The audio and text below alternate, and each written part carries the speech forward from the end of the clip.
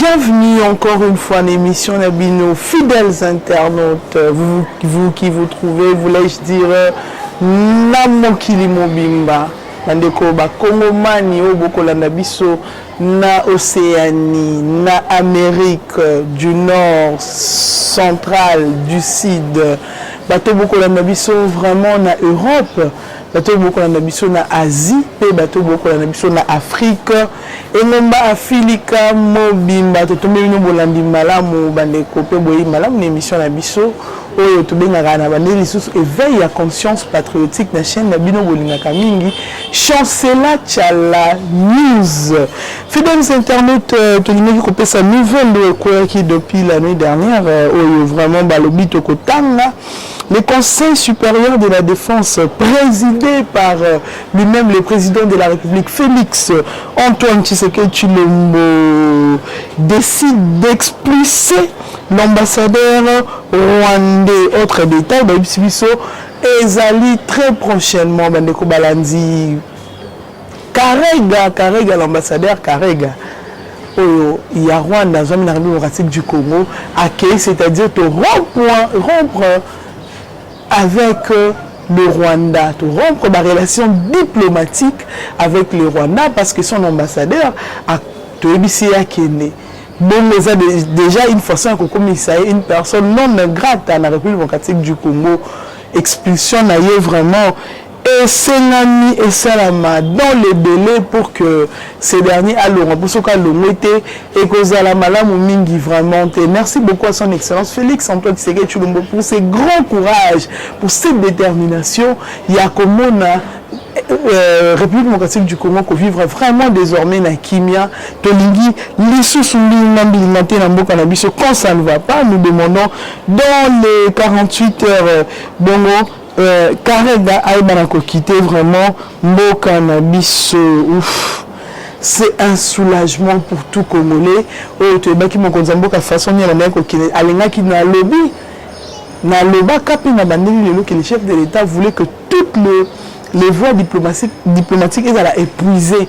Comme si on a souka mokili mobimba, on a peut pas confirmer que bateau bazo bundisa ba Kongomani ezali bongo ba Rwanda. Tout le monde qui bisonyo son nini. Les sénateurs américains ont appelé le Rwanda de cesser son soutien na groupes armés ezali bongo ba M23 topé groupe terroriste M23 bazomina esa République démocratique du Congo pour expliquer qu'en émission les cas qui pendant l'émission les cas qui n'a expliqué que les M23 contrairement à nous tu penses qu'un mouvement de Congolais Batelemi et tout ça ce n'est pas des Congolais bazali batomboki, c'est une partie, donc c'est la présence il y a RDF dans la République démocratique du Congo. C'est la force même rwandaise dans la République démocratique du Congo, l'armée rwandaise dans la République démocratique du Congo. Et pour cela, biso ba Congo tobi ko côté de la dernière énergie, dans des mauvaises nouvelles et tomba qui baby ko zo ruturu na quelques communes oyo ezali aux environs, mais telemeli yango tin énergie so kapé to ko senga na ba Kongomani surtout telema parce que cette guerre dans le Bakaron, cette guerre, elle est aussi médiatique. Dans les réseaux sociaux, si vous avez la capacité à intégrer sur place, vous avez intégrer sous armée, sous la façon de soutenir. Parce que nous devons signaler que depuis ce matin, une décision avait été prise. Il y a continué déjà groupe Moko pour secourir même en déclaration sur le plan humanitaire. Mais sur le plan médiatique, on doit mener aussi cette guerre. Nous devons faire peur aux Rwandais. Et nous disons que le Congo est un. Nous avons Congo azali tende ko totelema na détermination nyonso to le baite to kolongo a guerre o to pesa mapinga na biso courage to ebisa na mapinga na biso que tozali sima na bango to ko soutenir bango sur le plan moral to ko remonter bango moral to kolonga nous comptons sur vous to se na pena ba kondio ba ko kamba armée de ne pas faire comme 18 ans, on a tombé dans le détournement, il y a des munitions, on tombe dans le détournement, il y a des fonds alloués Pendant bandeko bazomi kuna na front na kobunda, ça décourage aussi. Alors nous demandons à ceux-là de bien faire le travail parce que certes on a besoin de la présence physique de militaires sur terrain, mais nous avons aussi besoin d'une forte présence logistique. Je pense que nous pensons qu'il est temps que l'armée aérienne s'active aussi. On est aussi convaincu que ce qui est armée aérienne à s'activer, terrestre va s'activer. Bandeko, tokolonga guerre oyo. Population, to appuyer bango, tokolonga courage et bravo na bandeko Goma, bravo courage, to moyenne mokena ma frontière to kosenga. Lokola expulsion. Le délai c'est 48 heures. N'ayez pas coupé la frontière, nous sommes entre la République du Congo et le Rwanda et Kangama.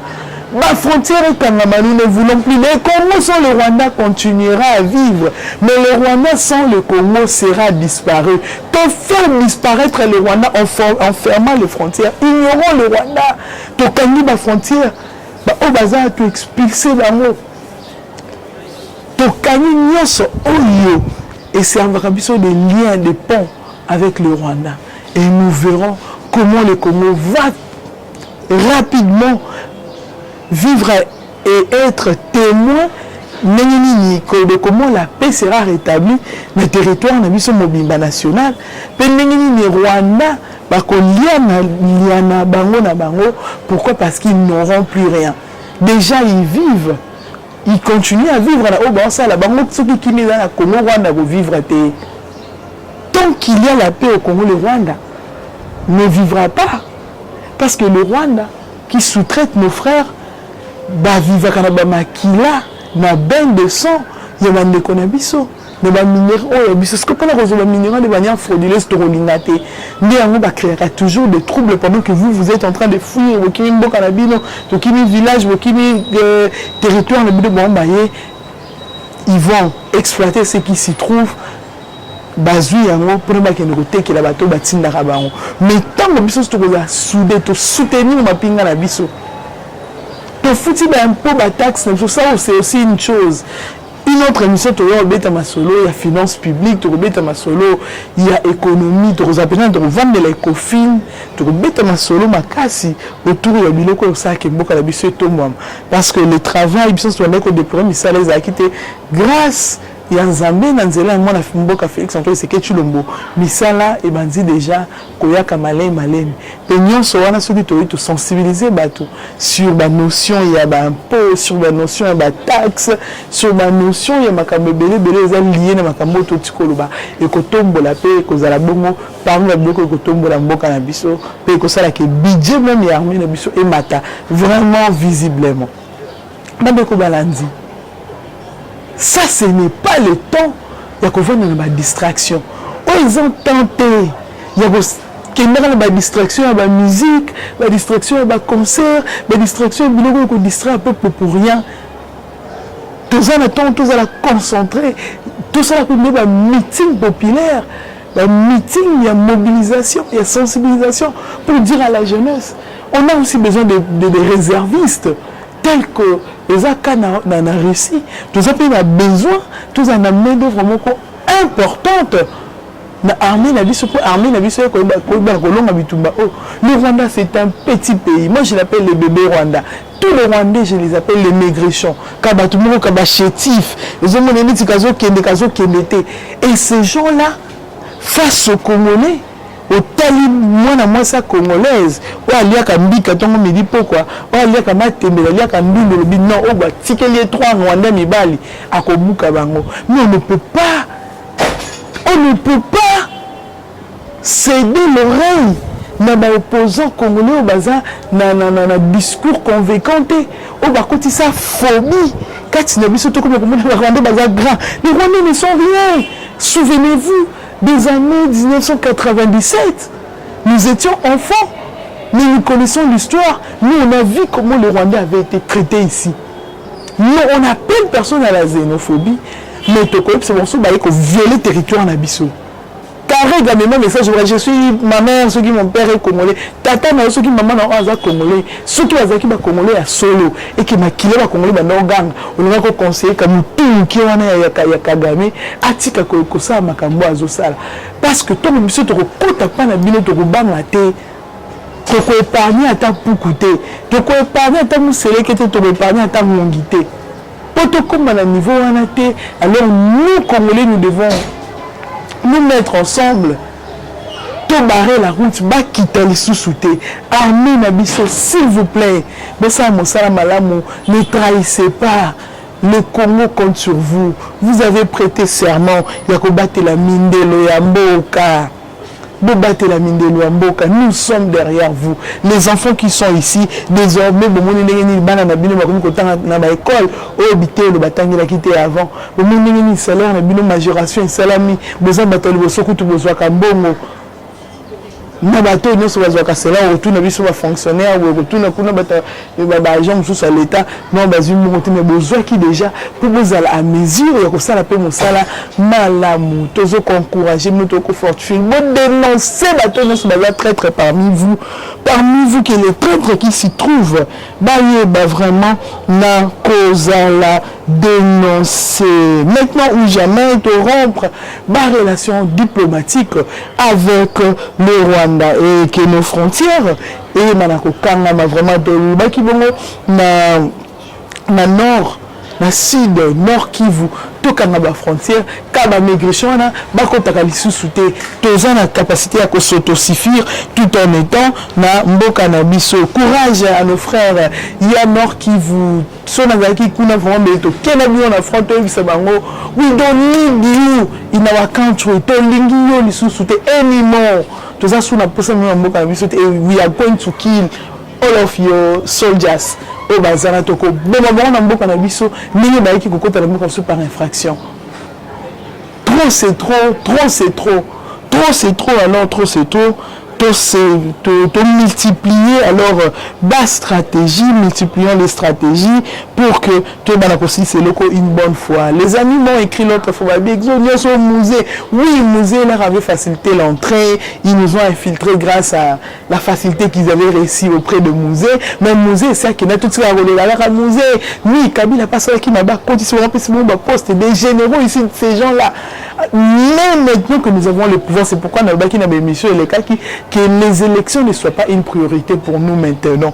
Que ce qui nous préoccupe, c'est maintenant, c'est de réorganiser les choses. Ajuster les choses.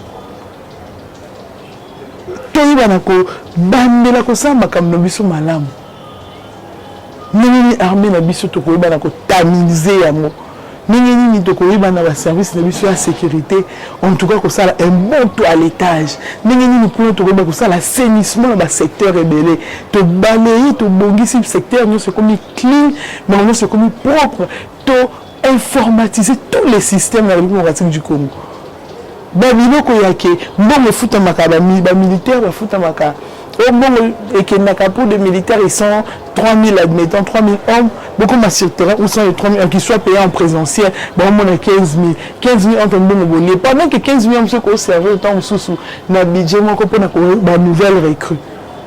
Alors pour ces choses nous demandons aux autorités civiles, administratives, militaires, policiers, je veux dire policiers, militaires, administratifs, ça la mission na bango malamu lolenge de ngomani parce que mboka auto za na mboka moko nzamba pesa biso na lobaka pe na bandela ka ko lobango bande ko supporter na lelo ce qui na ko bande makambo belé c'est parce que ça fait très mal. Les alliés ka bongo la République démocratique du Congo. Alors, tout le monde décision Mokonzambo Kanzwaki, il y a que dépêcher un nouveau renfort sur terrain. Les militaires rebelles, vraiment na kokita sur terrain, frappe sur terrain, frappe sur terrain. Mon ligne tout ça comme c'est bien continuer bateau, soldats pour qu'ils sur terrain, mais ceux qui te pensaient na kotinda bon na combat char continue dans un combat logistique sophistiqué et qui permettre même à l'armée aérienne de trouver la solution le plus rapidement possible. Oui, frère, vous avez raison, vous avez vraiment raison, parce que il est important, les militaires sur terrain, non, ils ne le feront pas. Il faut baser en munitions, il faut baser en bilo pour servir biso,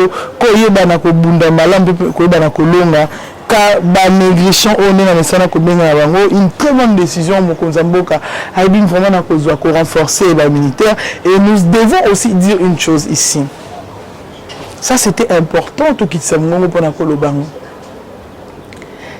les communications en rapport avec les différentes stratégies militaires, différentes stratégies sécuritaires. S'il vous plaît, à te quoi il y a beaucoup de garde à carnot, conserver un groupe restreint, où discuter sur des choses comme ça, qu'on les fasse. Mais étalaka à chaque fois les positionnements, étalaka à chaque fois les résolutions, les décisions, les pensées sur ce qui se passe dans la stratégie de notre armée, ce n'est pas une bonne chose. Tout ce qui repère sa position, moi je pense que les élo comme la mingité. Tous à la focus na kolonga mais tout c'est parpillé te na kozoka ba idée na biso ya malamu toza nango ndenge ni tozo ba to kolongela mu to beta na flèche na gauche auquel une flèche mu déjà kozwa là ti par balle na gauche et ça c'est un exemple pour yo qui déjà ko beta na gauche. C'est comme ça que bon par surprise.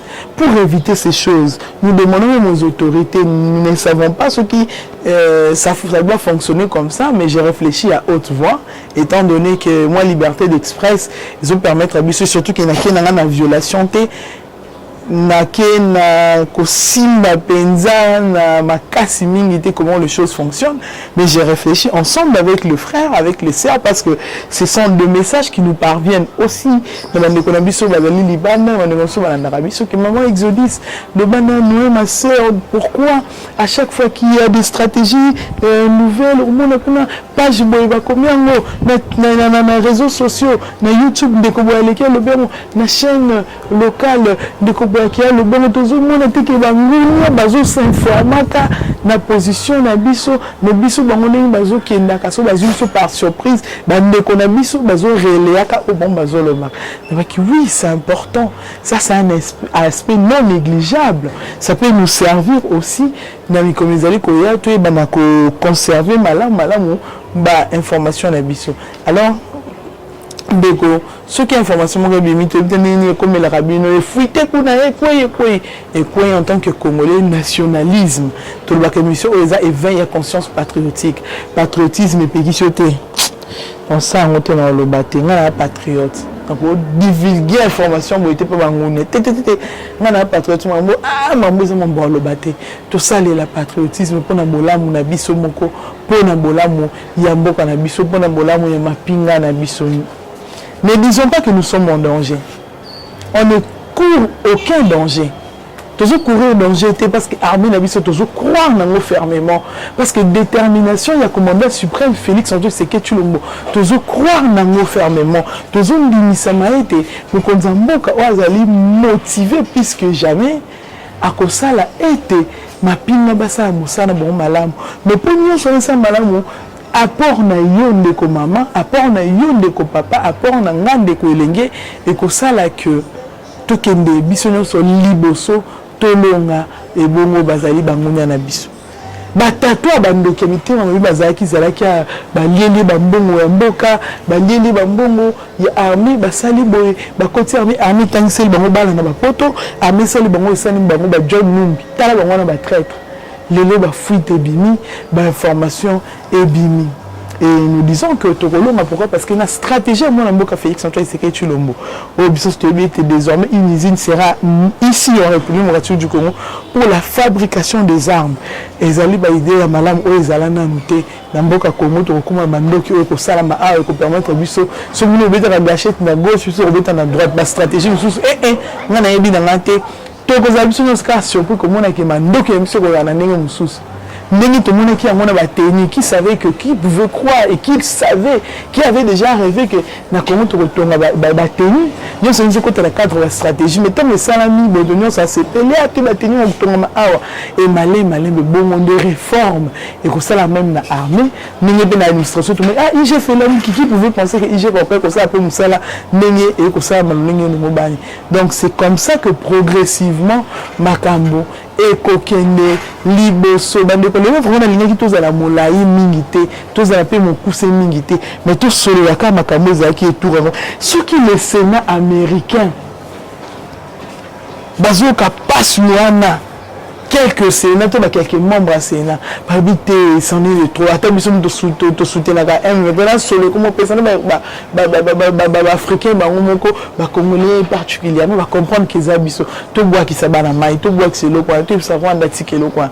Bon, vous opposants congolais, vous allez gagner l'élection. Vous opposants comme vous avez Félix Falalong, il fallait vous préconiser quoi? Qu'est-ce que vous proposez? C'est qui a commis statisticiens, démographes, ceux qui comment ils appellent, mathématiciens, ceux qui comment les appellent, géomètres, je sais pas qu'est-ce qu'il est devenu en fait. Il nous sort des calculs genre ils sont à 400 km des Goma, donc prenez les palais du peuple qui Maloukou. Oui, tout ça c'est bien, ce sont des calculs qui peuvent tomber juste. Mais si maintenant nous préconisé et c'est quand nous sommes en danger, oui, nous savons que nous sommes en danger, les dangers nous guettent. Mais parce que les dangers nous guettent, nous sommes là. Proposer la proposition, la stratégie à Sike Kota. Moi, le temps où on a militaire, qui est comme la base à la motiver sur le terrain, maintenant qui va la renforcer sur le plan logistique. Tu peux proposer tout Mati s'appelle l'écolo, armée aérienne, tout ça, mata, drone mata. Tout le monde fait signe à sous le place et déplacer, mais drone mati qui est tata ici, si ma cam. Pensons à des possibilités comme ça. Pensons à des possibilités anticipatives, tout anticiper, tous en la longueur d'avance. Mais tous en la peine à Bolingo. Parce qu'il y a 4 qui ont armé Bolingo, fuite d'informations et que ça là, pour que cela n'arrive, nous demandons à tout Congolais, qu'importe sa couleur de peau, tous les Congolais, ils vont calat. Bamina mulata tuzamba Congolais bazali ba morena nit métis te omonaye tuzamba Congolais bazali ba rouge tuzamba Congolais mususu ba ondekoso denga balema ni bazaka bandundu mabini albinos mabini la rouge tellement d'économie ba albinos je salue mon grand frère l'ours blanc, je salue mon grand frère ours blanc, je salue tous les amis autour de moi, la famille Fouré, je vous salue autant les familles Balbinos et Balmont en Afrique, au Balmont en Congo, tout ça, Bandeko, Baza, nous, Raoul, mon petit frère Andy, autant Andy, la Lema, les amis de Sénégal et tout le Congolais, Congolais, des pères et des mères, tout ça, Bandeko, puis Bazali, Nathan, un petit peu comme nous. Donc, c'est une façon de dire que nous sommes la beauté, la beauté congolaise, l'harmonie congolaise, nous sommes la que Bissola Congolais, tous à la unis, nous sommes tous ici na bolingo, tokoyeba na kolonga. Mongunia oyo tozali na ete soki na le bakango soki toloni Rwanda ba nation ba pays ba peuple nyonso batika ba kobanga biso libela soki toloni Rwanda les 8 autres voisins libela ba yoki solo na biso ba bangi ba komeka pe ba kosimba les sociétés. Vous avez été vraiment nombreux devant vos postes téléviseurs ya kolanda biso moko na lelo tolobi vraiment merci beaucoup pour votre attention et fidélité kasi numéro de téléphone pour vous déranger à Katope, ça va être et puis bisous tout ça pour nous permettre interaction, genre les messages que nous recevons, parce que vous avez nos numéros. Alors l'un des numéros ils allient plus 243 89 97 67 078 plus 243 89 97 67 078 ce qui est soit été na linga ko le bango mingi ngana bino to kuta na isusu na numéro mosusu ya sika